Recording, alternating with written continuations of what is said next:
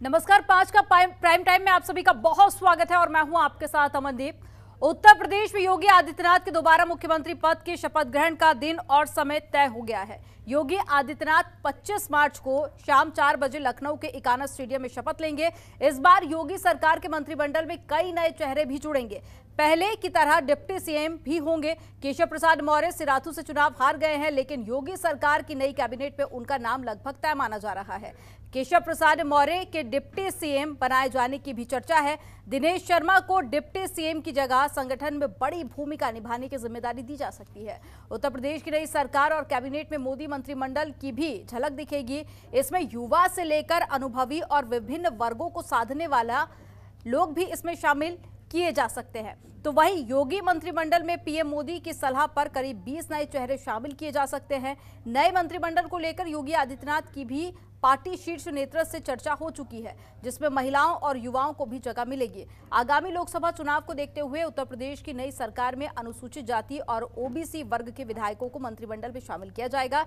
इसमें अनिल राजभर, रामपाल वर्मा और कल्याण सिंह के पोते संदीप सिंह का नाम भी लगभग तय माना जा रहा है। बीजेपी चुनाव में ओबीसी वर्ग के नेताओं को छोड़कर जाने से बने गैप को किसी भी हाल में भरने की भी तैयारी की जा रही है। आज अपने खास कार्यक्रम में योगी मंत्रिमंडल पर ही चर्चा करेंगे।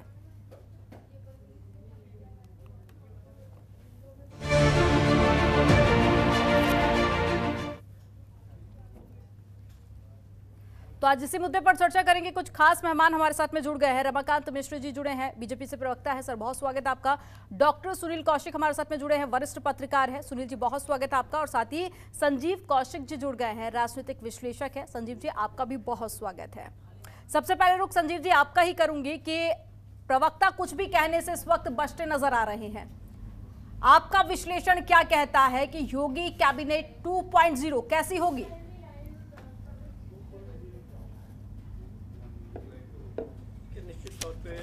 कुछ ऐसी कमियां रही हैं जिसकी वजह से भारतीय जनता पार्टी को हार मिली है। हार इस मामले में मैं कह रहा हूं चूंकि 10 से ज्यादा मंत्रियों की हार हुई है और 3 से ज्यादा मंत्रियों ने भारतीय जनता पार्टी को छोड़ा भी है, तो वो जातिगत समीकरण भी इसमें रहेंगे। इसको भी ध्यान में रख करके अब मंत्रिमंडल बनाने की कोशिश होगी। और मंत्रिमंडल का जो खाका दिखाई दे रहा है उसके हिसाब से ये कहने में कोई गुरेज नहीं है कि 2024 की आहट भी उस मंत्रिमंडल में आप देख सकती हैं समीकरणों के हिसाब से। सारे वर्ग को, जिस वर्ग से उनकी नाराजगी रही है, जिस वर्ग के बारे में कहा गया है, चूंकि हम सब जानते हैं कि भारतीय जनता पार्टी इस चुनाव में वापस होने के लिए जिस तरह से अपने आप को बहुत बड़ी चुनौती होगी भारतीय जनता पार्टी के लिए। जिन जिन लोगों के नाम सामने हैं, चाहे वो उप मुख्यमंत्री के नाम हो या उनके बदले में किसी और मौर्य को लाने की बात हो, खास करके बेबी रानी की बात जब हो रही है, तो ये तमाम तरह की चीजें होंगी जिसमें जातिगत समीकरण होगा उसमें, और असंतुष्टों को भी ध्यान में रखा जाएगा। आगे देखते हैं।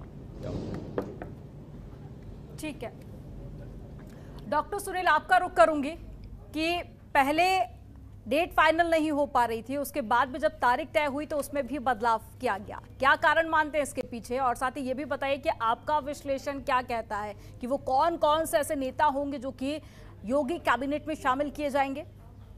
देखो मनदीप, हमने कहा था 3 दिन पहले कि एक बार डेट और चेंज हो गई मंत्रिमंडल विस्तार की, लोग मानने के लिए तैयार नहीं थे, और वो तारीख भी दोबारा तय हो गई, स्थान भी तय हो गया।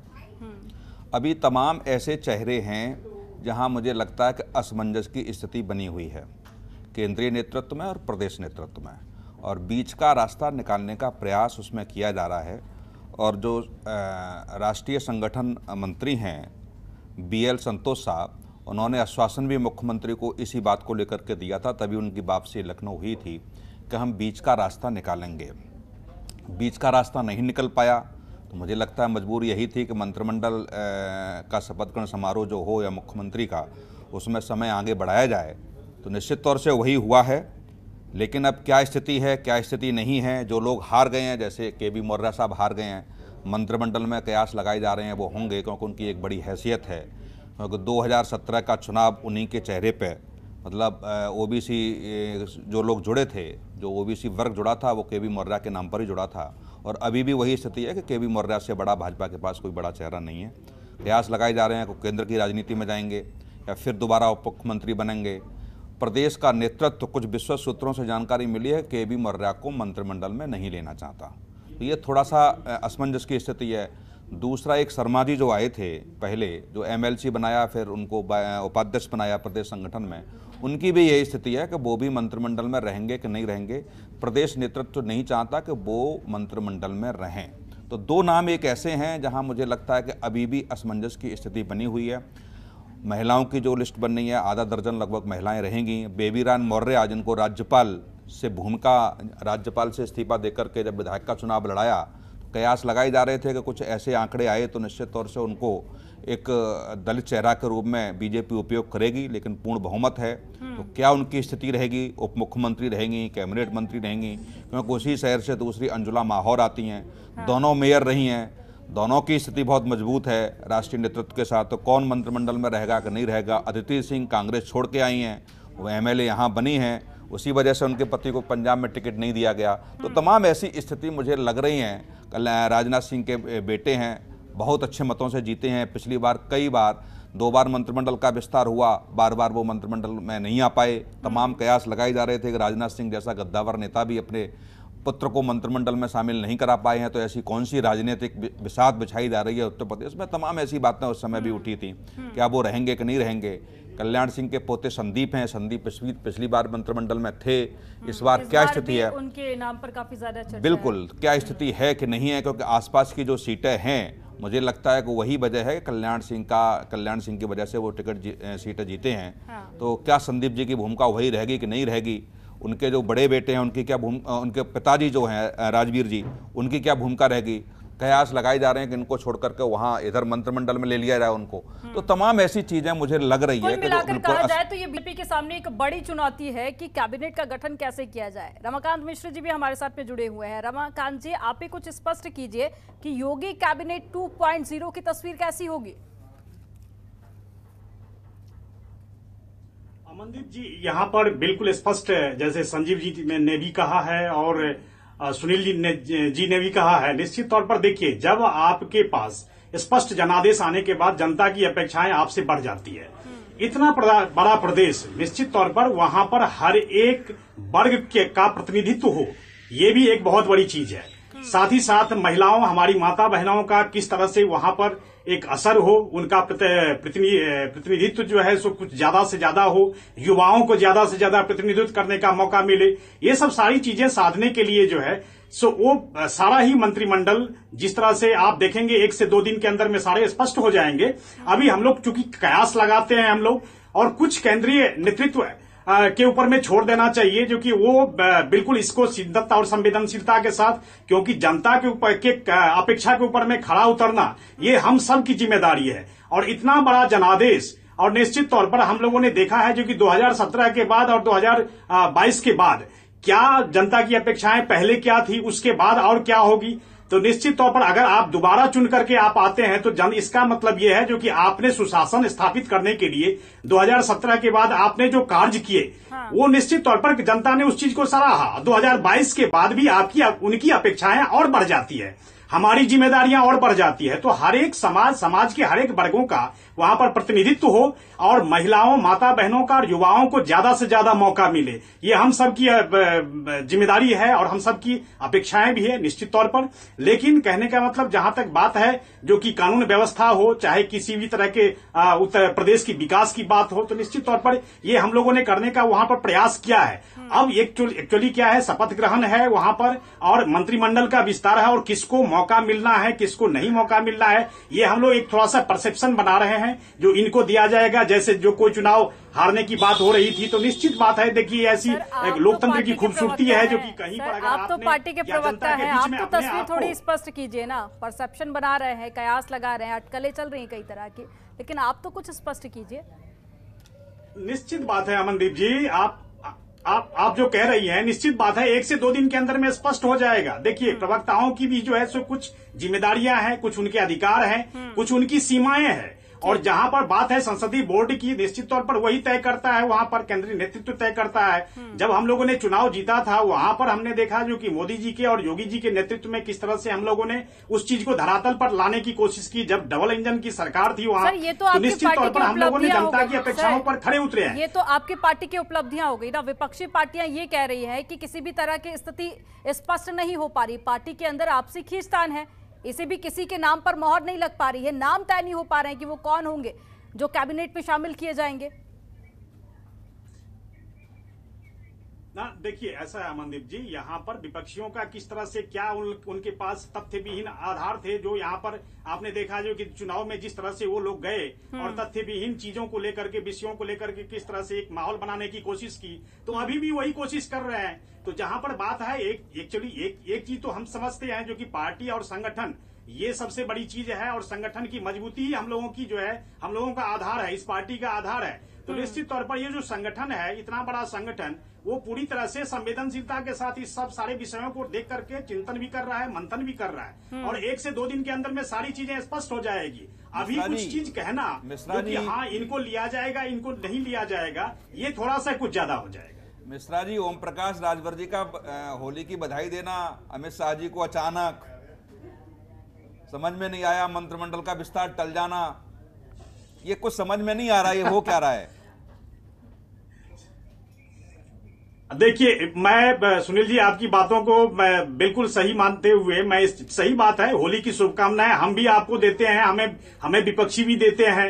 आप तो क्योंकि तटस्थ पत्रकार हैं, इसमें तो कोई दो मत नहीं, और इतने संवेदनशील पत्रकार हैं, तो कहने का मतलब आप इस चीज को तो समझते होंगे, इन सब विषयों को, चाहे विपक्षी हो चाहे कुछ भी हो, एक हम लोगों की एक जो है सो एक आचार व्यवहार होता है। और जहां तक बात है, एक लोकतंत्र की खूबसूरती भी यही होता है, चाहे पक्ष हो विपक्ष हो, एक दूसरे को जो आज हमें जो है सो यहाँ पर जब स्पष्ट जनादेश मिला था, वहां पे भी बधाइयों का तांता लगा हुआ था, चाहे विपक्ष में था चाहे पक्ष में था। तो ये सब सारी खूबसूरतियां हैं हमारे भारत के अंदर में। अमित शाह जी उत्तर प्रदेश के बड़े नेता नहीं है, राजनाथ सिंह बड़े नेता है उत्तर प्रदेश के, राजनाथ सिंह को भी बधाई दे जाते वो होली की, और तमाम नेता थे उनको भी बधाई दे जाते, केवल अमित शाह जी को ही बधाई क्यों दी स्पेशल? इसलिए सवाल उठ रहे हैं थोड़े से। नहीं दिया होगा, सही बात है, लेकिन हमें अगर राजनाथ जी को उन्होंने बधाई जरूर दी होगी, लेकिन वो चीज हम लोगों को पता नहीं है। मुस्कुराइए मत, साफ बताइए स्पष्ट। बिल्कुल नहीं, मैं बिल्कुल सही कह रहा हूं, मैं स्पष्ट रूप से कह रहा हूं जो कि उन्होंने जरूर उनको बधाई दी होगी, लेकिन हम लोगों को उस चीज को नहीं पता है। अमित शाह जी को बधाई दी है, इसलिए हम लोगों को पता है। ये सब सारी चीज जो है ना, एक माहौल जिस तरह से विपक्षियों ने बनाने की कोशिश की है, ऐसा कुछ नहीं है, बल्कि एक आचार व्यवहार का एक चीज है और कुछ नहीं है। अरे मिश्रा जी, 1.25 घंटे में बधाई थोड़ी दी जाती है, बधाई देने में 5 मिनट लगती हैं। गृह मंत्री के बाद इतना समय है देश के कि 1.25 घंटे एक नेता को दे बधाई देने के लिए। संजीव जी भी कुछ कहना चाह रहे हैं, संदीप जी का रिएक्शन ले लेते हैं। सुनील जी, मैं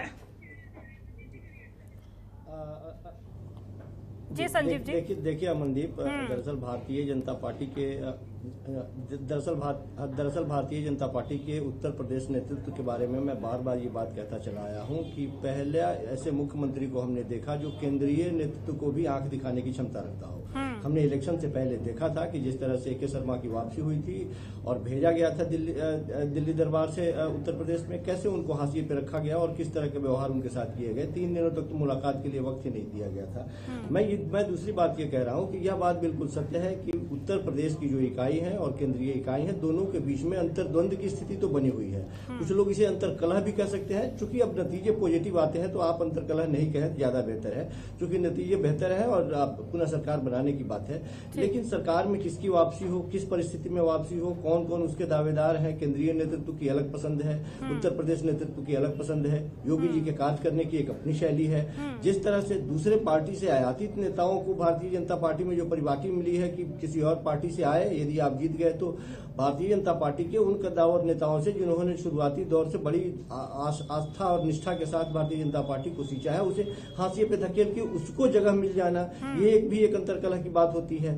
तो ये तमाम चीजें हैं जिसको समीकरण बैठाने की कोशिश हो रही है। और सबसे बड़ी बात ये कि एक तरफ जहां केंद्रीय नेतृत्व 24 दिख रहा है, वहां उत्तर प्रदेश का नेतृत्व, उसके जेहन में ये बात है कि जो कुछ भी ये नतीजे जो सामने आए हैं वो केवल और केवल आदरणीय योगी जी के मेहनत और परिणाम परिणाम का मेहनत के संजीव जी, कैबिनेट का गठन करना मुख्यमंत्री का एक विशेष अधिकार होता है, लेकिन जिस तरह से बैठकों का दौर जारी है, बार बार दिल्ली दौरा कर रहे हैं योगी आदित्यनाथ, ये देखकर लगता है कि केंद्रीय नेतृत्व का हस्तक्षेप ज्यादा है इसमें। इसीलिए मैंने कहा कि ये जग जाहिर है, ये भले भारतीय जनता पार्टी के प्रवक्ता ये बात नहीं बोल पा रहे हो, लेकिन ये जग जाहिर है कि दोनों के बीच में जो समन्वय बनने की बात थी, सहमति बनने की बात थी किसी भी नाम के ऊपर, वो सहमति बड़ी आसानी से बनती हुई दिखाई नहीं दे रही है। हम लोग को पता है कि जिस तरह से इसी इलेक्शन के पहले आदरणीय योगी जी को तलब किया गया था दिल्ली, इलेक्शन से पहले की बात मैं कर रहा हूँ, और जिस तरह के मतभेद उभर के आए थे, या विधायकों की बात मैं कर लूँ, दिल्ली उत्तर प्रदेश के दरबार की ही मैं बात कर लूँ, उसमें जिस विधायकों के मन में एक रोष पैदा हुआ था। देखिए, जब कभी भी आप अपने मूल विचारधारा से इतर ऐसे लोगों को लाएंगे और उन्हें तरजीह देंगे तो अंतर्कलह भी होगी। जहां केंद्र 24 के नजरिए से देख रहा है, वहीं योगी जी अपने मंत्रिमंडल में चाह रहे हैं कि अपने हिसाब से अपने लोगों को रखा जाए ताकि काम करने में सहूलियत हो। इनके काम करने का एक अपना तरीका है। और 2024 को लेकर भी अब सवाल खड़े होने लगे हैं कि योगी कैबिनेट का गठन इस हिसाब से किया जा रहा है कि 2024 में उसका फायदा मिल सके। इस पर भी हम आगे चर्चा करेंगे, लेकिन उससे पहले रमाकांत जी कुछ कहना चाह रहे हैं, उनका रिएक्शन ले लेते हैं।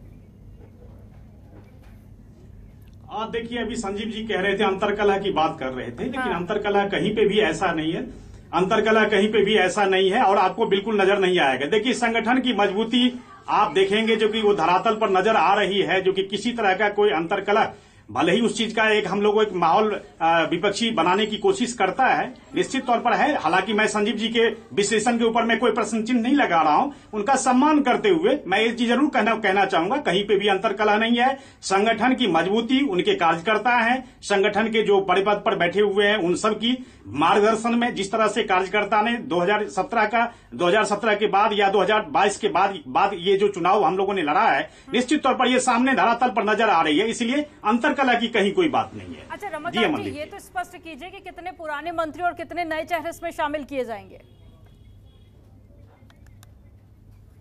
देखिए, इसमें सभी वर्गों का, सभी सामाजिक वर्गों का यहाँ पर प्रतिनिधित्व हो, ये हम लोग भी अपेक्षा करते हैं। साथ ही माता बहनों का, युवाओं का को ज्यादा से ज्यादा अवसर दिया जाए, और ये चीज जो है जो केंद्रीय नेतृत्व भी जानता है और ये योगी जी भी जानते हैं इस चीज को, और वो बिल्कुल इस तरह के ऊपर में, इस तरह के विषयों के ऊपर में संवेदनशीलता के साथ विचार विमर्श भी कर रहे हैं, और ये हम लोगों को बिल्कुल नजर आएगा इस चीज में।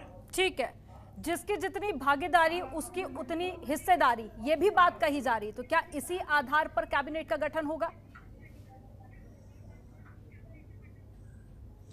देखिए, ये केंद्रीय नेतृत्व तय करेगा, इसमें हमारे कुछ अधिकार हैं, कुछ हमारे जो है अधिकार क्षेत्र से बाहर की चीजें होती है, इसीलिए मैं इसके ऊपर मैं कोई टिप्पणी नहीं करना चाहूंगा। रमाकांत जी, ये तो मुख्यमंत्री का विशेष अधिकार होता ना, ये फिर देखिए बात वही आ गई, आप कह रहे हैं केंद्रीय नेतृत्व तय करेगा, क्या आपसे सामंजस्य ही नहीं बन पा रहा है? बिल्कुल सही बात है आपने जो जी बोलिए।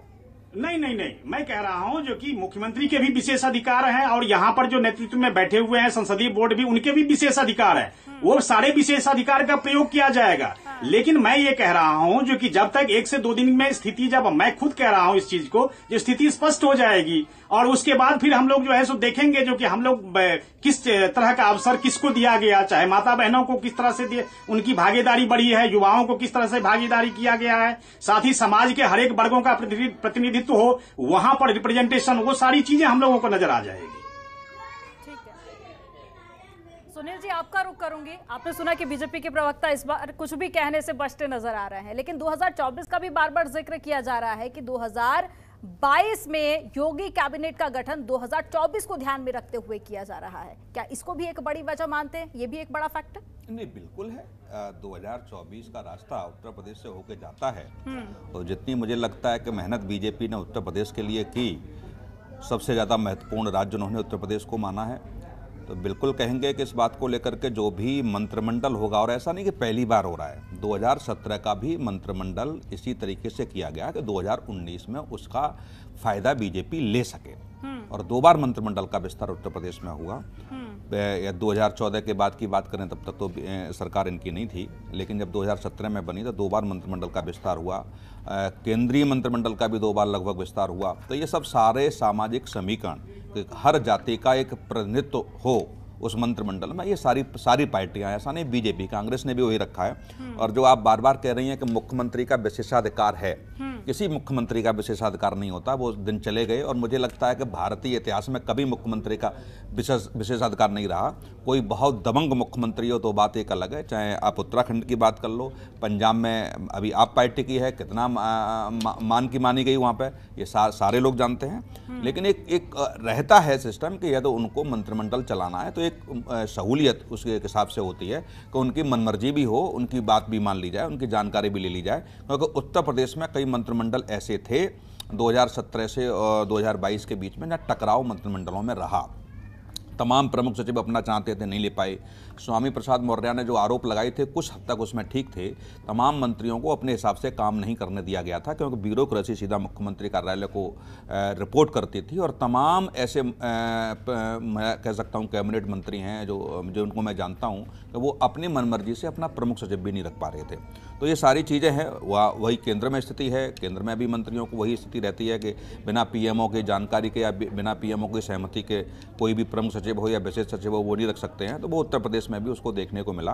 रहा मंत्रिमंडल का विस्तार, तो पिछले 51 लगभग 51 मंत्रिमंडल में थे, जिसमें 22 कैबिनेट मंत्री थे, 8 स्वतंत्र प्रभार और 21 राज्य मंत्री थे।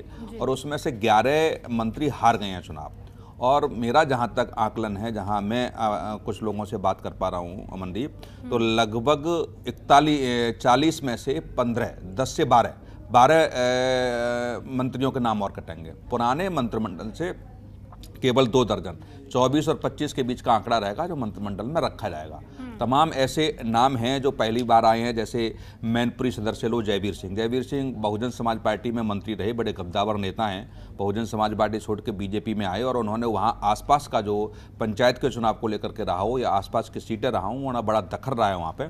तो तमाम सीटें उनके हिसाब से वहाँ जीती गई हैं, तो उनका नाम रख सकते हैं। एक मनीष मासीजा आते हैं फिरोजाबाद से, 3 बार के विधायक हैं वो, और सचिव भी रहे हैं विधानसभा के, और बड़े अच्छे जानकार हैं। मुझे लगता है कि उनका भी नाम आएगा।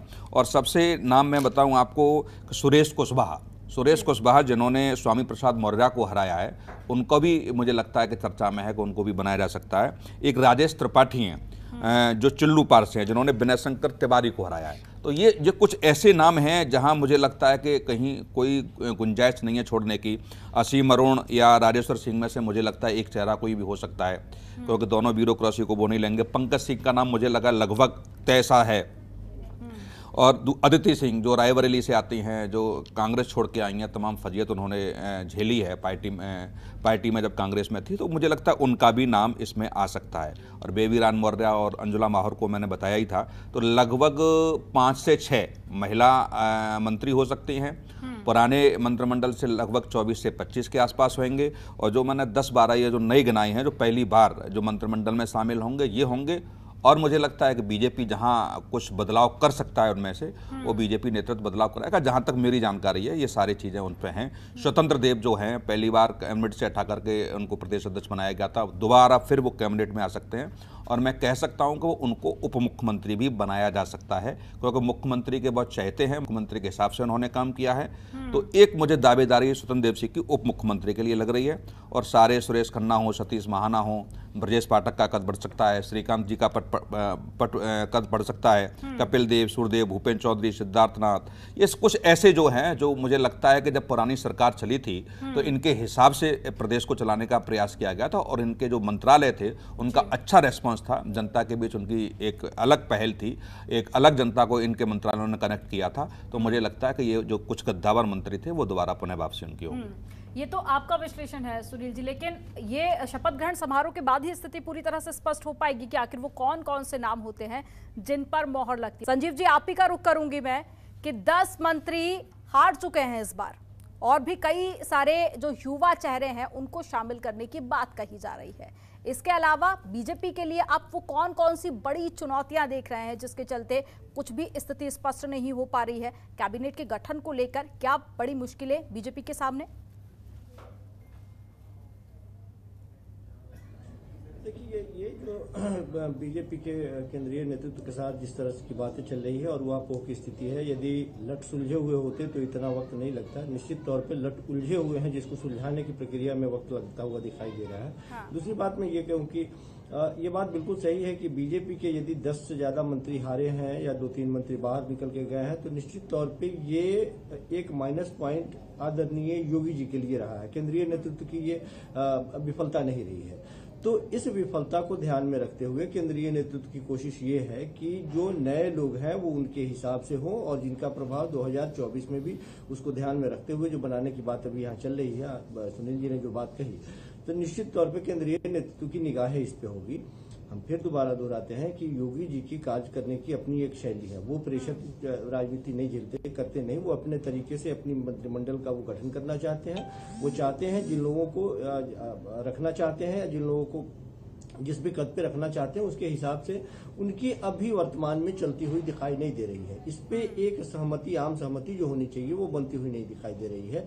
तो केंद्रीय नेतृत्व के जहन में है कि साहब आप ये छोटी मोटी बात नहीं है कि 12-13 मंत्री आपके बाहर गए, इस तरह से निकल के चले गए या माइनस हो गए। तो नए मंत्रिमंडल में जब जगह देने की बात होगी उसमें कम से कम छाप 24 की दिखे। इनके काम करने की जो शैली है वो तमाम तरह के जो लोग बाहर से आए हैं, जिन लोगों ने आस्था दिखाई है योगी जी पे, निश्चित तौर पे इस बार अमित शाह जी की कोई बहुत बड़ी भूमिका नहीं रही। जिस तरह से 2017 में अलग अलग वर्ग से लोगों को जोड़ के भारतीय जनता पार्टी का एक कुनबा बहुत बड़ा किया था, इस बार उस तरह की भूमिकाएं नहीं देखने को मिली। अब इस बार जो लोग जाके वहां पे अभी एक इशारा में सुनील जी ने कहा कि बधाई देने की बात है, जाकर के वहां राजभर बधाई देते हुए दिखाई दे रहे हैं, तो क्या ये इशारा है? राजनीति में इस सब चीजों के बहुत मायने होते हैं। ये केवल और केवल कहने सुनने की बात है कि ये औपचारिक बातें हैं। औपचारिक में भी बहुत सारी बातें छुपी हुई होती है। मेरा मानना यह है कि कोशिश लगातार दोनों के बीच में किस तरह से तालमेल बने। कुछ अपने तरीके से जो लोग बहुत नजदीक के रहे हैं योगी जी के, हमने देखा कि किस तरह से मुलायम सिंह यादव की बहू को भी लेने की बात चल रही थी, वो भी एक पसंदीदा चेहरा दिखाई दे रहा था। ये एक मैसेज देने की जो कोशिश भारतीय जनता पार्टी की रहती है कि आपने यदि हमें निष्ठा दिखाया है तो उस निष्ठा के बदले हमने आपको एक जगह दी है, ताकि आने वाले दिनों में भविष्य में एक रास्ते खुले रहे। क्योंकि मंत्री पद से हटा देना, मंत्रियों को बदल देना, मुख्यमंत्री को चेंज कर देना भारतीय जनता पार्टी की ये रणनीति का एक हिस्सा रहा है कि जब वो जहां कहीं भी असफलता दिखाई देती है उनको, या एक लंबे अंतराल के बाद में किसी तरह के असंतोष के स्वर दिखाई देते हैं, तो किसी में चूचपड़ करने की हिम्मत नहीं होती है, बड़ी आसानी से वो बदलता हुआ दिखाई देता है और बदलने में वो कामयाब भी हो जाते हैं।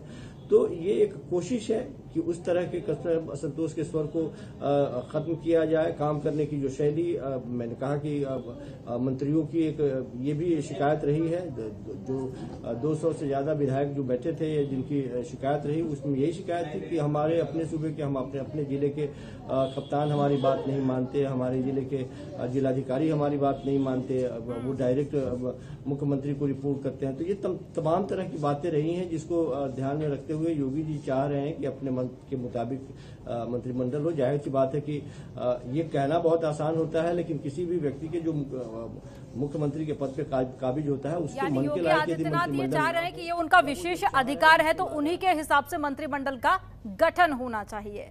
रमाकांत जी, इससे पहले आपने सुना कि सुनील जी ने पूरी तस्वीर ही साफ कर दी कि आखिर कैबिनेट कैसा होगा। क्या उस तस्वीर से आप भी इत्तेफाक रखते हैं? देखिए अमनदीप जी, यहाँ पर सुनील जी का बहुत अच्छा विश्लेषण था। मैं इस चीज से गुरेज नहीं कर रहा हूँ, इसको बिल्कुल स्वीकार कर रहा हूँ।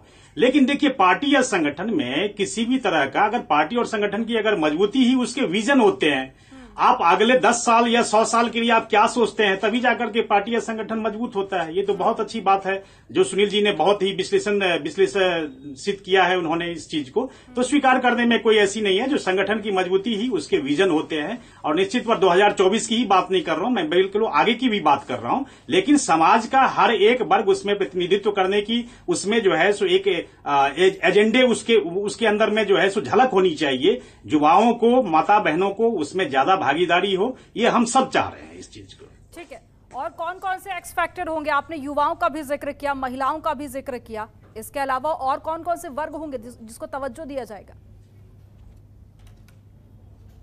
देखिए, वर्ग मतलब ये हुआ, जो कि मैं ये नहीं कह रहा हूं कि जातिगत समीकरण, मैं ये नहीं कह रहा हूं। हर वर्ग मतलब ये है जो कि जो भी पिछड़ा हो, अगरा हो, हर एक वर्ग, मेरा ये कहने का मतलब 24 करोड़ की जनता है, उन सब के प्रतिनिधित्व जो करने वाले उन्होंने जिसको उन्होंने चुन करके भेजा है, और भेजने के बाद उनसे जो अपेक्षाएं, जनता की जो अपेक्षाएं, उनके ऊपर में खड़े उतरना, उनके बिल्कुल उस एजेंडे में बिल्कुल उसकी झलक होनी चाहिए। और जनता के अपेक्षाओं के ऊपर में कितने खड़े उतरते हैं, कितने प्रतिशत खड़े उतरते हैं, इसकी भी सारी विजनरी जो है वहां पर पार्टी के संगठन में सब जगह जो है उन चीज को परखा जाएगा, देखा जाएगा, चिंतन किया जाएगा, और उसके बाद उनको विशेष जिम्मेदारी दी जाएगी। और उस जिम्मेदारियों को किस तरह से निर्वहन करते हुए हर एक चीज को धरातल पर लाने की कोशिश करते हैं और जनता के साथ कनेक्ट करते हैं, तभी जाकर के पार्टी या संगठन या प्रदेश जो है सो मजबूत होगा। और आगे 2024 ही नहीं, मैं बल्कि आगे की भी बात करूंगा, तभी जाकर के आप किसी भी पार्टी को कंटिन्यू लगातार ही उसके ऊपर में आप जीत का एक मुहर लगाने की जनता भी कोशिश करेगी। ठीक है, लेकिन कैबिनेट को लेकर कई तरह के कयास लगाए जा रहे हैं। कई सारे एक्सपर्ट्स ये दावा कर रहे हैं कि इसके 5 फैक्टर होंगे जिस आधार पर कैबिनेट का गठन किया जाएगा: उम्र, जाति, शिक्षा, हिस्सेदारी और क्षेत्र। तो क्या आप भी इस बात को मानते हैं कि ये 5 फैक्टर होंगे? देखिए, बिल्कुल सही बात है, जो कि बिल्कुल ये सब सारे फैक्टर हैं, उसमें क्राइटेरिया है।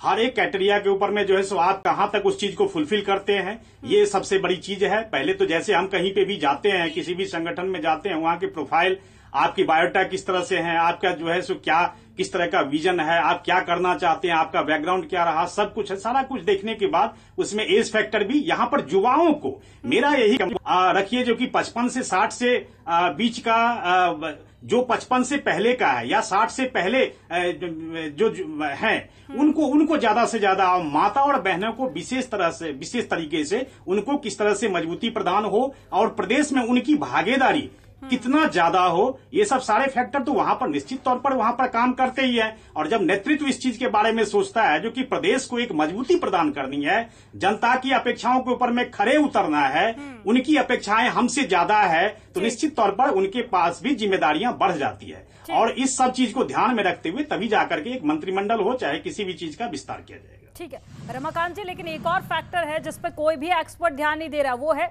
साफ छवि, जिसको लेकर बार बार बीजेपी बात कर रही थी। तो क्या साफ छवि के नेताओं को भी कैबिनेट में शामिल किया जाएगा? क्योंकि देखिए, जो विधानसभा गए हैं जीतकर, उनमें 40% से ज्यादा ऐसे नेता हैं जिन पर आपराधिक मामले दर्ज है। तो फिर ऐसे कैसे संभव होगा ये? देखिए, बिल्कुल संभव करने की कोशिश की जाएगी। इसमें कोई भी जो भी 40% आपने कहा है उसमें कोई सजायाफ्ता कोई नहीं है। लेकिन मैं एक चीज जरूर कहना चाहूंगा जो कि वहां पर हर एक चीज को परखा जाएगा और हर एक के पर्सनैलिटी, व्यक्तित्व को परख करके, चिंतन करके उसके बाद जाकर के उनको विशेष जिम्मेदारी दी जाएगी। तो ये सब सारी प्रक्रियाएं चल रही है और जो हम लोगों को 1 से 2 दिन के अंदर में स्थिति बिल्कुल स्पष्ट हो जाएगी। आज 19 तारीख है, 25 तारीख का शपथ ग्रहण है। 1 से 2 दिन के अंदर में हम लोगों के पास सामने में सब कुछ आ जाएगा। ठीक है, यानी शपथ ग्रहण समारोह से पहले ही आप स्पष्ट कर देंगे कि वो कौन कौन से नाम होंगे, क्योंकि लगातार कई दिनों से हम इसी पर चर्चा कर रहे हैं। अब तो नहीं टलेगा मंत्रिमंडल का विस्तार, अब तो नहीं डेट टलेगी मिश्रा जी। नहीं, बिल्कुल नहीं टलेगी सुनील जी, बिल्कुल आश्वासन। ठीक है सुनील जी, इससे पहले मैंने 5 फैक्टर्स का जिक्र किया, आपका विश्लेषण भी क्या उन्हीं फैक्टर्स के आधार पर था या फिर आप भी कुछ ऐसे फैक्टर मानते हैं? उसके बारे में भी मैं चाहूंगी थोड़ा आप बताएं। कोई फैक्टर नहीं होता, ये सारी चीजें बाद में हम लोग विश्लेषण करते हैं और उस फैक्टर में उसको ले आते हैं। हाँ। यूथ आ गए तो साहब इतने यूथ ले लिए, महिलाएं आ गई तो इतनी महिलाएं ले ली। केवल मैं जहां तक जानता हूं उसका अपने क्षेत्र में कितना प्रभाव है, पार्टी में उसकी कितनी विश्वसनीयता है, या जो नेता उसके लिए लड़ रहा है उस नेता का वो कितना बड़ा भक्त है, ये सारी चीज़ें मायने रखती हैं कि आपका वोट कितना प्रभावित करने की आप दम रखते हो, जिस जाति से, जिस धर्म से आप बिलोंग करते हो, वहाँ आपकी महत्ता क्या है। सिर्फ और सिर्फ ये है। और आप देखो देश का इतिहास ही मैं कहूँगा कि प्रधानमंत्री को ये मंत्रिमंडल में कहना पड़ा हो कि साहब ये ओबीसी और ये एससी हैं। जब संसद से कोई ये इस बात का जिक्र हो तो मुझे लगता है कि राजनीति अब कहाँ से कहाँ पहुँच गई है। कौन कहता है कि बहुत ज़्यादा पढ़े लिखे, अब ये है कि वो आ गए भाग्यवश तो कहेंगे कि साहब इतने पढ़े लिखे ले लिए, इतने रिटायर्ड ब्यूरोक्रेसी वाले ले लिए, ये सब वो बात की चीज़ें हैं। लेकिन जो ब्यूरोक्रेसी वाले लिए जाएंगे वो कितने बड़े भक्त किस नेता के हैं, उसके हिसाब से काम करेंगे कि नहीं करेंगे, पार्टी लाइन में विश्वास करते हैं कि नहीं करते हैं। ये सारी चीज़ें हैं और ये सब बेकार की बातें होती हैं कि हम कैसे मतलब कि यूथ है कि नहीं है, कि महिलाओं का कितना ये होगा या वो क्षेत्र में विकास कर पाएगा कि नहीं कर पाएगा। ये मुझे तो नहीं लगता कि ये सारी चीज़ें महत्वपूर्ण होती हैं। महत्वपूर्ण सिर्फ और सिर्फ ये है कि पार्टी के कितने वफादार हो और पार्टी से ज़्यादा किस नेता के जितने वफादार हो। जो नेता आपकी लड़ाई लड़ रहा है उसके कितने वफादार आप हैं। नहीं, रमाकांत जी जानते हैं इस बात को लेकर के, क्योंकि रमाकांत जी कई बार टिकट पाते पाते रह गए हैं, तो रमाकांत जी वो परिक्रमा नहीं कर पाते हैं जो और नेता परिक्रमा कर लेते हैं। तो अब रमाकांत जी इस मंच पे कुछ न कह पाए चैनल के सामने, लेकिन मैं जानता हूं रमाकांत जी को कि कौन सी योग्यता होती है टिकट पाने, कौन सी योग्यता होती है मंत्रिमंडल में शामिल होने की। अब वो पार्टी के प्रवक्ता हैं इसलिए कुछ कहेंगे नहीं, हम लोग तो कह सकते हैं क्या है कैसे है। दूसरी बात इसमें देखना पड़ेगा मनदीप, 80 विधायक उत्तर प्रदेश में ऐसे हैं जो पहली बार विधायक बने हैं, जिनको टिकट दिया गया है, वो भी मायने रखेगा। लगभग उसमें से 25% के आसपास तो मुझे लगता है कि आना ही चाहिए। जिस तरीके से आप कहेंगे कि जो 107 विधायकों की टिकट काटी और 107 विधायकों में से 80 जीत के आए हैं, तो उससे पहले भी पार्टी ने मंथन किया होगा और मंथन करके 107 जो नए चेहरे हैं जिनको टिकट दी है तो उसमें से 80 निकल के आते हैं। तो वो भी मैं कह सकता हूं कहीं ना कहीं किसी पार्टी नेता का आशीर्वाद रहा होगा, या पार्टी ने जो सर्वे कराया होगा, या पार्टी ने जो समीक्षा उन विधानसभाओं पर की होगी, उन्हीं के हिसाब से उनको टिकट दिया गया होगा। तो ये 80 विधायक नए जीत के आते हैं, तो लगभग मैं मान के चल रहा हूँ उसमें से 2 दर्जन के आसपास ऐसे हैं जो मंत्रिमंडल में विस्तार लेंगे। और बहुत बड़ा मंत्रिमंडल मुझे लगता है कि होना नहीं चाहिए, क्योंकि 2024 से पहले दोबारा विस्तार मंत्रिमंडल का होगा तो उसके लिए भी कुछ जगह छोड़ी जाएगी। लेकिन जहाँ तक मैं कह सकता हूँ कि जो मैंने पहले भी गिनाया, पुराने मंत्रिमंडल से 2 दर्जन, नए लोगों से 2 दर्जन, उसमें से लगभग 4 से और 6 के बीच महिला, ये सारी चीज़ें की जो बातें आरएसएस के लोग कर रहे हैं या जो उनके प्रमुख नेता कर रहे हैं, वो स्थिति कैसे है। लेकिन हाँ, कुछ नामों पर या असहमति है। अब जैसे ओम प्रकाश राजभर जी की मीटिंग अमित शाह जी से हुई। ओम प्रकाश राजभर जी को बाबा जी नहीं चाहते थे कि वो गठबंधन में उन्होंने संजय निषाद पर ओके किया, सारी पार्टी लगभग देखी आप, अनुप्रिया पटेल पे अपना दल पे किया, अनुप्रिया पटेल ने लगभग 75% सीटें जीती। दूसरा, जहां अमित शाह जी के घर पर चुनाव से पहले हरिशंकर तिवारी को लेकर के मीटिंग हुई थी और ये गढ़ने की कोशिश की गई थी कि ब्राह्मण वर्ग बहुत नाराज है और हरिशंकर तिवारी की वजह से जो वहां ब्राह्मणों में अपना प्रभुत्व रखते हैं बहुत दिक्कत क्रिएट हो जाएगी। मुख्यमंत्री ने बिल्कुल स्पष्ट मना कर दिया और गोरखपुर मंडल की सारी सीटें, एक सीट छोड़ करके, गोरखपुर मंडल की बात कर रहा हूँ, गोरखपुर की 9 की 9 सीट तो आई हैं, मंडल की सारी सीटें आई, केवल एक सीट हार गए हैं। तो लगभग इतना बड़ा जो यहाँ केंद्रीय नेतृत्व जिन चेहरों को लेकर के बार बार कह रहा था और जहाँ मुख्यमंत्री ने उनको बात नहीं मानी, उसके रिजल्ट बहुत अच्छे आए हैं। तो ये ओम प्रकाश राजभर जी के जो मीटिंग हुई है उसके लिए मुझे लगता है, जहाँ तक मैं मेरे जो सूत्र कहते हैं कि मुख्यमंत्री जी इस बात को कतई तैयार नहीं होंगे कि वो ओम प्रकाश राजभर जी को या उनकी पार्टी से किसी व्यक्ति को भी मंत्रिमंडल में सम्मिलित करें या पार्टी के साथ गठबंधन हो। ठीक है। लेकिन सुनील कौशिक जी, अंदरूनी तौर पर आप कई सारी जानकारियां साझा कर रहे हैं मंच पर, यह भी बताइए क्या कुछ नाम आप ऐसे भी देखते हैं जिनको लेकर इस स्थिति स्पष्ट नहीं हो पा रही है और फिर बार बार मंत्रिमंडल की जो डेट है वो आगे टाली जा रही है? साथ ही जो सहयोगी दल हैं उनमें आप वो कौन कौन से नाम ऐसे देखते हैं जिनको सहयोगी दलों की कितनी भागीदारी? नहीं, देखो, सहयोगी दल की मुझे लगता है कि अपना दल से 1 या 2 मंत्री होंगे, संजय निषाद की पार्टी से लगभग 1 मंत्री होगा, ज़्यादा वो हिस्सेदारी नहीं देंगे। लेकिन मुझे लगता है निगमों में यहाँ जहाँ जो आयोग में जो जितनी भी जगह खाली हैं वहाँ उनको एडजस्ट करने का प्रयास करेंगे। और आज एमएलसी की सीट में मुझे लगता है कहीं ना कहीं प्रयास किया है। बहुत सारे ऐसे चेहरों को मैं जानता हूँ जो आज मैंने लिस्ट देखी है कि कभी वो बहुजन समाज पार्टी के बड़े गद्दावर नेता रहे हैं, वो आज भाजपा में आकर के और भाजपा के एमएलसी का चुनाव लड़ रहे हैं। तो वो खैर गणित है भारतीय जनता पार्टी का। मुझे लगता है कि ये उनको इनाम देने का प्रयास किया गया है जिन्होंने 2000 जो विधानसभा का चुनाव हुआ है पीछे के पर्दे से, उन्होंने जरूर बीजेपी को सपोर्ट किया होगा और वो सपोर्ट के आधार पर जो रिजल्ट आए हैं उसी के हिसाब से मुझे लगता है कि एमएलसी की टिकट उनको दी गई है। ठीक है संजीव जी, ये तो हुई कैबिनेट के गठन की बात। कैबिनेट गठन के बाद की आप स्थिति कैसे देखते हैं? क्योंकि काफी वक्त लग रहा है, यानी स्थिति स्पष्ट नहीं हो पा रही है, ये साफ है अभी। उसके बाद वक्त वक्त पर यह भी खबरें सामने आती हैं कि बीजेपी के अंदरूनी नेताओं में किसी तरह की नाराजगी है, कार्यकर्ताओं की नाराजगी का भी जिक्र हो रहा था विधानसभा चुनाव में। तो क्या आप ऐसी स्थिति देखते हैं कि विधानसभा इलेक्शन के बाद अब जब कैबिनेट का गठन होगा और जिन नेताओं को शामिल नहीं किया जाएगा तो किसी तरह के अंदरूनी खींचतान या नाराजगी की संभावना अब आगे? देखिए, कुलवा बहुत जब बड़ा हो जाता है तब भी इस तरह के असंतोष के स्वर फूटते रहते हैं, और छोटा रहता है तब भी उसमें ब्लैकमेलिंग के चांसेस बनते हैं। तो दोनों परिस्थितियों में ये संभावनाएं बनी रहेंगी। लेकिन ये बात बिल्कुल सही है कि ये इस मंत्रिमंडल के गठन की बात जो हो रही है, निश्चित तौर पे केंद्रीय नेतृत्व की इच्छा यही है कि 2024 को ध्यान में रखते हुए हर एक वर्ग के प्रतिनिधि को सामने रखा जाए, और इस तरह से जो आने वाले वक्त में 2024 में भी उनके चेहरे का भरपूर इस्तेमाल किया जाए, और कोई भी पार्टी चाहेगी कि उसी तरह से गठन करे। लेकिन यह बात आदरणीय योगी जी भी खूब जानते हैं कि इस इलेक्शन में शुरुआती दौर में किस तरह से इनके साथ व्यवहार किया गया है, या किस तरह से धकेलने का तो नहीं, लेकिन किस तरह से इकरार पैदा करने की कोशिश की गई है मतदाताओं में। आज का मतदाता ऐसा नहीं है कि हम लोग केवल बैठ करके यहीं पे बात समझते हैं, वो भी समझते हैं कि किस तरह की खींचतान चल रही है, किन किन मुद्दों पे खींचतान चल रही है। तो मतदाताओं के बीच में जो कंफ्यूजन एक पैदा हुई, लास्ट टाइम की स्थिति जिस तरह की थी, आदरणीय प्रधानमंत्री ने जिस तरह से पूरी ताकत एक तरह से झोंक दी थी, कुछ समय के लिए लगा कि भारतीय जनता पार्टी शायद फंसी हुई दिखाई दे रही है। लेकिन भारतीय जनता पार्टी ने वापसी तो की, लेकिन जिस तरह से वापसी होनी चाहिए, निश्चित तौर पे उसमें केंद्रीय नेतृत्व देखता है कि योगी जी उस तरह से सफल होते हुए वापसी उनकी नहीं हो पाई है। और योगी जी को लगता है कि लाख हमें दबाने के बावजूद भी, या लाख हमें सहयोग नहीं करने के बावजूद भी, हमने अपने दम पे ये नतीजे लाए हैं। ये उनकी खुद की उपलब्धि है। जिस तरह से उन्होंने रणनीतियां बनाई, लगातार अलग अलग तरह से लोगों को अपनी तरफ खींचा, तो मुझे लगता है कि योगी जी की कोशिश पूरी होगी कि मंत्रिमंडल में कम से कम उनकी चले। कोई भी मुख्यमंत्री की कोशिश यही होती है, लेकिन ये रार तब तक बनी रहेगी जब तक कुछ स्पष्ट रूप से सामने खाका खींचता हुआ दिखाई नहीं देगा।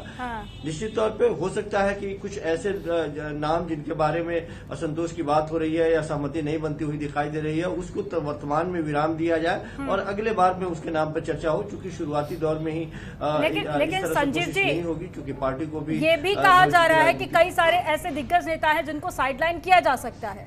तो अगर ऐसा होता है तो क्या आने वाले वक्त में ये पार्टी के लिए एक बड़ी चुनौती साबित हो सकता है, क्योंकि पहले भी कई सारे नेता पार्टी छोड़कर जा चुके हैं? देखिए, भारतीय जनता पार्टी बहुत मजबूती के साथ राजनीति बनाती है और राजनीति भी करती है। किसी की इतनी हिम्मत नहीं है कि चाहे वो उत्तर प्रदेश के नेतृत्व के द्वारा लिया गया निर्णय हो या फिर केंद्रीय नेता के द्वारा लिया गया निर्णय हो, उसके विरोध में वो जाने की हैसियत नहीं रखते हैं। वो जानते हैं कि किस तरह का व्यूह होता है। ये और पार्टियों की अलग बात होती है, लेकिन भारतीय जनता पार्टी में आप इसे सुशासन कह लीजिए, अनुशासन कह लीजिए, जो कहना है आप कह सकती हैं, लेकिन किसी में इतनी हिम्मत नहीं है कि वो निर्णय के विरोध में जाए और आवाज बुलंद करे। वो कुल मुनाते वहां से निकलेंगे। अभी कोशिश यही होगी कि इस तरह की कोई आवाज नहीं निकले। हमारे जहां तक मैं सोच रहा हूं, चूंकि वापसी हुई है, एक बहुत बड़ी उपलब्धि है, तो बैलेंस बनाने की कोशिश होगी जिसमें कोई विवाद नहीं दिखाई दे। आने वाले दिनों में जिन नामों पे चर्चा हो रही है, जिन नामों पे विवाद बनता हुआ दिखाई दे रहा है, आने वाले दिनों में उसको बैलेंस करने की कोशिश होगी। संजीव जी, जो मंत्रिमंडल विस्तार को लेकर के जहां बीजेपी 2024 की रणनीति बना रही है सामाजिक समीकरणों को साधने के लिए, तो क्या मुझे लगता है जो विपक्ष एक्टिव था चुनाव से पहले 2024 की, कहेंगे ममता बनर्जी भी एक मीटिंग करना चाह रही थी दिल्ली में, तो क्या विपक्ष की रणनीति ही बदलेगी? जैसे आपने कांग्रेस में देखा, बड़ा हायतोबा मचा हुआ है, इस पे क्या कहेंगे? देखिए सुनील जी, ये बात कहने में कोई गुरेज नहीं है कि जब कभी भी भारतीय जनता पार्टी के किसी भी प्रदेश में कोई भी पार्टी उसे टक्कर देती हुई दिखाई देती है, तो विपक्षी खेमे में एक उम्मीद की किरण जगती है और लगता है कि एक बार एकजुट हो लिया जाए। हमने देखा बंगाल के समय भी यही बात हुई थी और उत्तर प्रदेश में भी इलेक्शन के बाद में यही बात हुई थी कि समाजवादी पार्टी ने जिस तरह से टक्कर दिया और अपने आप को खड़ा किया, कोशिश हुई। और रही बात कांग्रेस की, तो कांग्रेस तो अपने पैरों पर लगातार कुल्हाड़ी मारती चली जा रही है। यदि कांग्रेस नहीं समझेगी, नहीं सुधरेगी, तो फिर हमें लगता है कि, हालांकि ये कहना जल्दीबाजी है कि किसी भी पार्टी का अस्तित्व समाप्त होने वाला है। हमने देखा है कि कांग्रेस भी अपने पूरे शासनकाल में तकरीबन 135-40 साल के इतिहास में 58-59 बार टूटी है और पिछले 7 साल पहले लगातार 10 साल तक वो केंद्र में शासन कर रही थी।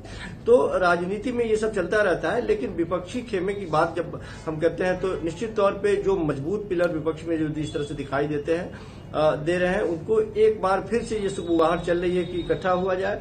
लेकिन क्या कांग्रेस पार्टी इसके पीछे चलने को तैयार है, या ये पार्टियां, कांग्रेस पार्टी जो लगातार इलेक्शन दर इलेक्शन हार का सामना कर रही है, वो नेतृत्व करने के लायक ये पार्टियां उनको समझेंगी? ये लाख टके का प्रश्न है। लेकिन मुझे लगता है कि विपक्षी पार्टियों में इतनी समझ जरूर है कि वो उनकी कोशिश है कि पहले एक मंच पे आया जाए, एक मंच पे बैठ करके रणनीति बनाई जाए और भारतीय जनता पार्टी को घेरने की कोशिश की जाए। हालांकि ये पहली बार नहीं हुआ है, इससे पहले भी जब कांग्रेस पार्टी सरकार में थी तो भारतीय जनता पार्टी छोटे छोटे दलों को लेकर के रणनीति बनाती थी और उनको घेरने का प्रयास करती थी।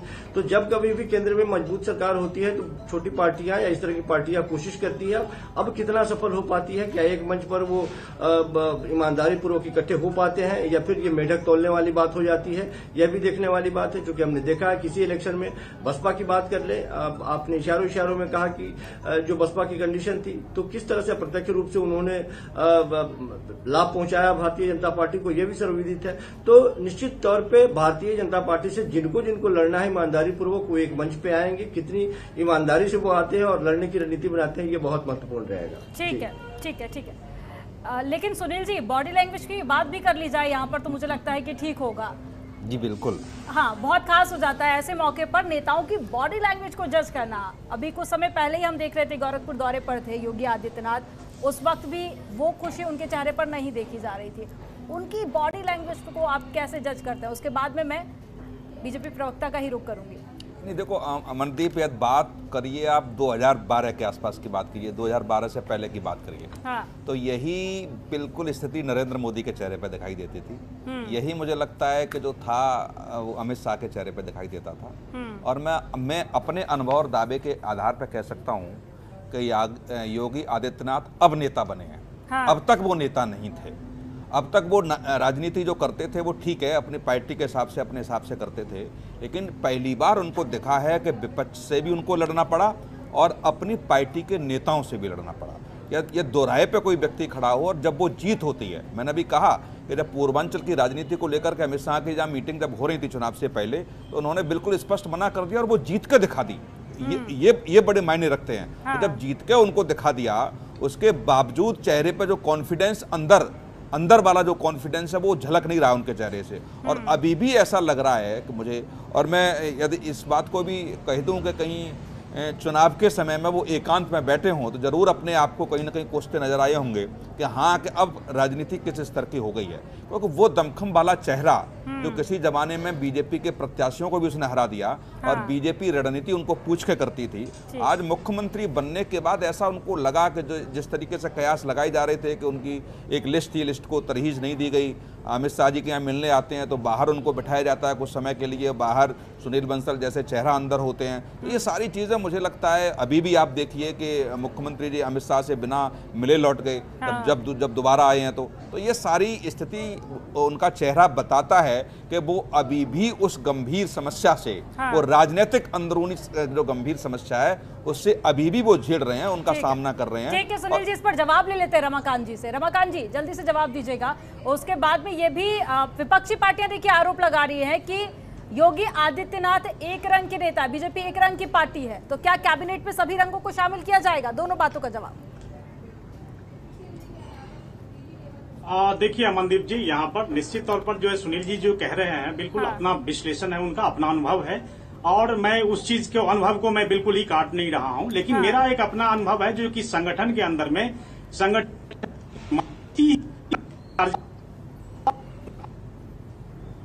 फिर आगे ही बढ़ता जाए, इसमें कार्यकर्ताओं का निश्चित तौर पर बढ़ने का क्रम ही जारी है अभी। तो कहने का मतलब ये है जो कि संगठन की मजबूती, उनके अनुशासनात्मक जो अपने रवैये होते हैं, उनके जो क्रियाकलाप हैं, यही सब कुछ है। जहाँ तक योगी जी की बात है, चाहे अमित शाह जी की बात है, मुलाकात का हो सकता है जो कि कुछ और ये हो गया हो, समय का कुछ इस तरह से हो गया हो, मैं उस चीज के ऊपर में नहीं जाना चाहता। लेकिन ये जरूर है जो कि संगठन के अंदर में सब कुछ सही है और हम लोग देखेंगे जो कि बिल्कुल सुशासन के रूप में हम लोग उत्तर प्रदेश को और उत्तम प्रदेश बनाने की कोशिश करेंगे। ठीक है, अखिलेश यादव एक रंग की पार्टी बता रहे हैं सर, उस पर क्या जवाब देंगे? कैबिनेट में सभी रंगों को शामिल किया जाएगा? देखिए, अखिलेश यादव जी तो बहुत कुछ बता रहे थे। वो तो कह रहे थे जो कि हम जहाँ से खड़े हैं वहाँ पर केवल सर्टिफिकेट लेने के लिए जाएंगे।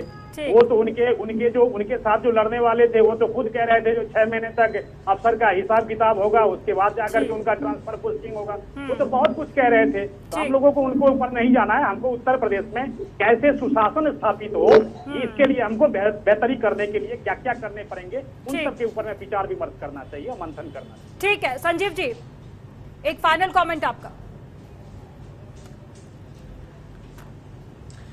देखिए, मुझे लगता है कि भारतीय जनता पार्टी बगैर कुछ सोचे समझे एक कदम भी आगे नहीं बढ़ती है। बहुत बेहतरीन रणनीति बनाती है और उस रणनीति के आधार पर काम भी करती है। सफलता ऐसे कदम नहीं चूमती।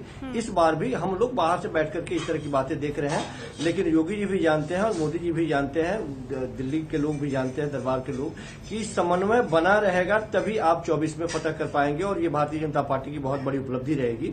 2024 को बचाने, 22 में यदि भारतीय जनता पार्टी दोबारा वापस हुई है तो 24 को बचाने, 24 में भी वापसी के बहुत बड़े द्वार को खोली है भारतीय जनता पार्टी ने। तो इस बात को वो ध्यान में रखेंगे और अंतर कलह का असर कहीं सरकार पे नहीं पड़े, इनकी पूरी कोशिश होगी। ठीक है, लेकिन ये तो जब शपथ ग्रहण समारोह होगा, मुझे लगता है उसी दिन पूरी तस्वीर स्पष्ट हो पाएगी कि आखिर कैबिनेट कैसा होगा, वो कौन कौन से नाम होंगे जो उसमें शामिल किए जाएंगे। आप सभी मेहमानों का हमारे साथ में जुड़ने के लिए, चर्चा में शामिल होने के लिए बहुत शुक्रिया। तो तमाम अटकलें जारी हैं और उन अटकलों पर विराम तक जब शपथ ग्रहण समारोह होगा और मंत्रियों के नाम सामने आएंगे कि वो कौन कौन से मंत्री होंगे जो कि कैबिनेट में शामिल किए जाएंगे। फिलहाल इस डिबेट में इतना ही। आप देखते रहिए स्वतंत्र टीवी।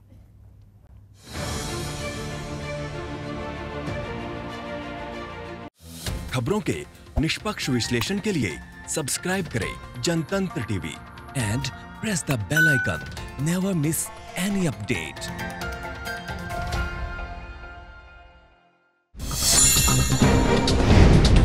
डाउनलोड कीजिए जनतंत्र टीवी ऐप को, जो कि अवेलेबल है गूगल प्ले और ऐप स्टोर पर। अधिक जानकारी के लिए अभी डाउनलोड करें।